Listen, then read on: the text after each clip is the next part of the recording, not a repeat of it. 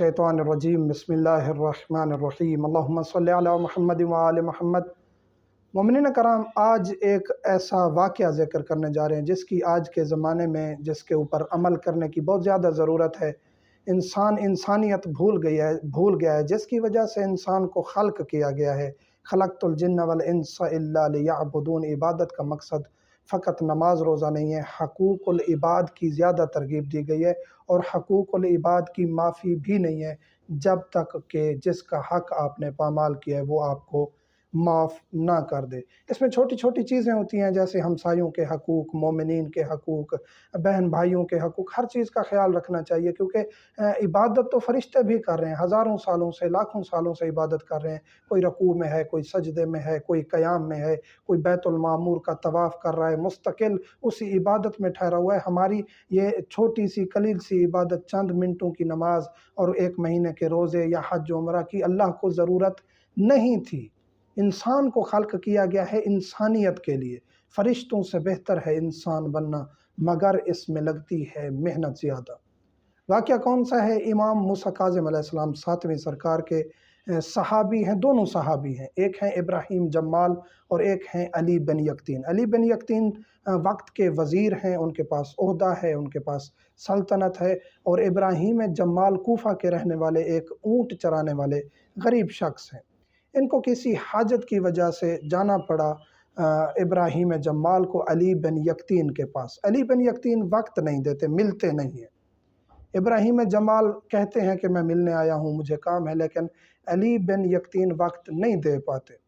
इब्राहीम जमाल इस उम्मीद से गए थे कि मौला का चाहने वाला है तो मेरा काम करेगा, और दोनों मुहिब अहले बैत भी हैं, तो वो मायूस होकर वापस लौट जाते हैं। तो अली बिन यक़तीन हज करने के लिए जाते हैं मक्का, और हज करने के बाद मदीना चले जाते हैं कि मैं मौला की ज़ियारत कर सकूं। जब मौला के पास जाते हैं तो मौला मिलने से इनकार कर देते हैं। वक्त का वज़ीर है, लेकिन मौला के आगे देखें कि उस शख्स की अहमियत है जो उनका फर्मा बरदार है, जो उनके चाहने वालों का ख्याल रखता है। तो वो दूसरे दिन आता है कि आज मौला शायद मसरूफ़ हूँ। उसने भी कोई ऐसी, देखें हर चीज़ में एक दर्स है कि उसने फिर ये नहीं कहा कि मैं वज़ीर हूँ और आज मिल के जाऊँगा, नहीं। फिर मौला अगर मसरूफ़ होंगे, मुमकिन है फिर दूसरे दिन आ जाता है।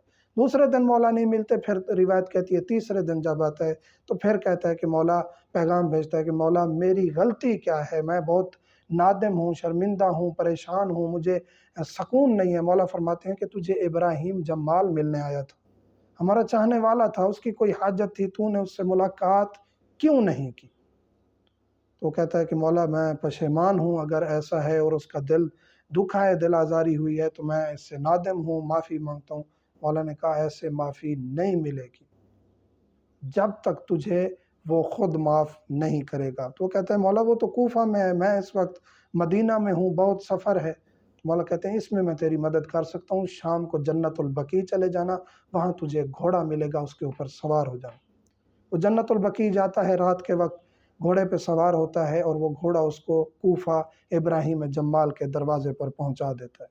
दक्कुल बाब करता है, कहता है कि मैं मिलने आया हूँ। इब्राहीम जम्माल पूछते हैं कौन? कहते हैं अली बिन यक़तीन। वो परेशान हो जाते हैं कि वक्त का वज़ीर मुझे मिलने आया है, खैरियत दरियाफ़्त की। खैरियत दरियाफ़्त करने के बाद कहते हैं कि फ़रमाइए मैं आपकी क्या हाजत पूरी कर सकता हूँ, मैं तो एक गरीब सा शख्स हूँ, आप वक्त के वज़ीर हैं। तो वो कहते हैं कि मैंने आपको मुलाकात का वक्त नहीं दिया था, आप मुझे माफ़ कर दें। वो कहते हैं आप यहाँ चल के आए हैं तो मैं आपको माफ़ करता हूँ। गरीब का दिल भी बड़ा होता है कि वज़ीर चल के आए, फ़ौरन माफ़ कर दिया।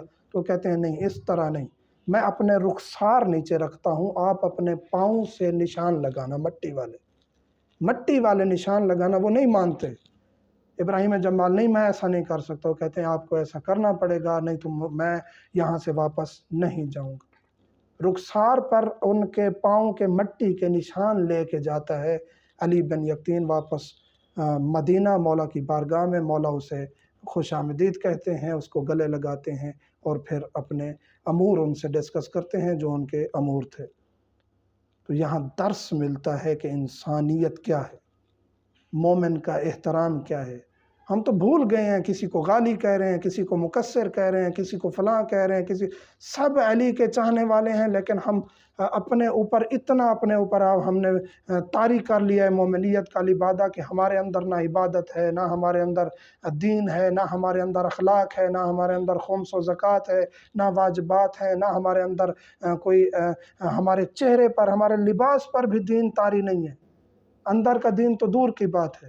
اور ہم بنے ہوئے ہیں مبلغ اور بڑے بڑے خطیب اور بڑے بڑے لوگوں کو عقائد کو خراب کر رہے ہیں۔ خدا را یہ چند دن کی زندگی ہے، اور ہر انسان کے لیے درس ہے کہ مومنین کو آپس میں نہ لڑوائیں اور مومنین کا خیال رکھیں۔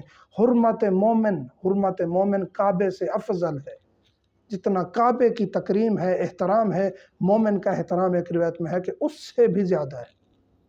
مومنین کے ساتھ اچھا سلوک رکھا کریں، مومن کی حاجت روائی کیا کریں، ہمسایوں کا خیال رکھا کریں۔ ہمارے پاس تو مومنین اتنے بیچارے ہوتے ہیں کہ کسی کے پاس چلے گئے اس حجت سے، ہم نے خود آنکھوں سے مشاہدہ کیا، اس حجت سے چلے گئے کہ یہ مومن ہے، میرا کام کر دے گا، میری حاجت پوری کر دے گا، اور آگے سے اتنا نیگیٹو جواب اور رویہ ملتا ہے کہ یہ بیچارہ نادم ہو جاتا ہے کہ کاش یہ شخص مومن ہی نہ کہلواتا۔ تو ہر اس عہدیدار سے میں درخواست کروں گا، آپ جس عہدے پر بھی ہیں، آپ کسی مومن کا جب کام کریں گے، ناجائز کام بالکل نہ کریں۔ اگر حق پر ہے، اس کا کام پھنسا ہوا ہے، آپ کے ایک سائن پہ، ایک فون کال پہ آپ وہ کام کر سکتے ہیں، تو آپ امام موسیٰ کاظم علیہ السلام کے اس قول کے مصداق ہو جائیں کہ اب آ میرے گلے سے لگ جا، کیونکہ تو نے میرے چاہنے والے کو راضی کیا ہے۔ تو یہی ہوتا ہے ایک درس، یہی ہوتا ہے ایک انسانیت کا درس جس میں انسان سب کچھ سیکھ سکتا ہے۔ تو گزارش یہ ہے کہ انسانیت پیدا کریں اپنے اندر۔ سب مومن ہیں، جو علی خلیفہ بلا فصل کہتا ہے، شیعہ اثنا عشری ہے، وہ ہمارے نزدیک اتنا عزیز ہے، ہمارے نزدیک اتنا اس کی احترام ہے، محبت ہے کہ ہم اس کو بھول نہیں سکتے۔ مومنین سے ملتمس ہوں، ہمیں دعا میں یاد رکھا۔